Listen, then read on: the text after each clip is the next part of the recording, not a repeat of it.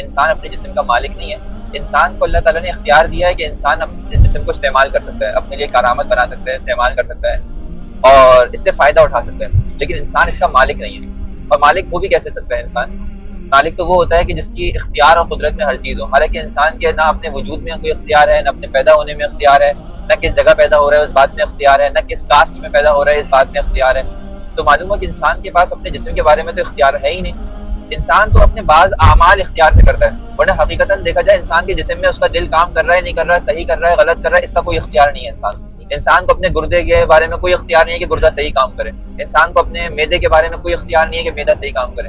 اگر انسان اپنے جسم کا مختار ہوتا، مالک ہوتا، تو وہ کہتا کہ بھائی صحیح کام کرے۔ مثال کے طور پہ ڈاکٹر کی ضرورت ہی نہیں پڑتی، انسان خود حکم دیتا۔ جس طرح مثال کے طور پہ میں اپنے غلام کا یا میں اپنے کسی چیز کا مالک ہوتا ہوں تو میں اس کو خود صحیح کر سکتا ہوں، خود بگاڑ سکتا ہوں، لیکن انسان دیکھا جائے تو نہ اپنے دماغ کا مالک ہے، نہ اپنے دل کا مالک ہے۔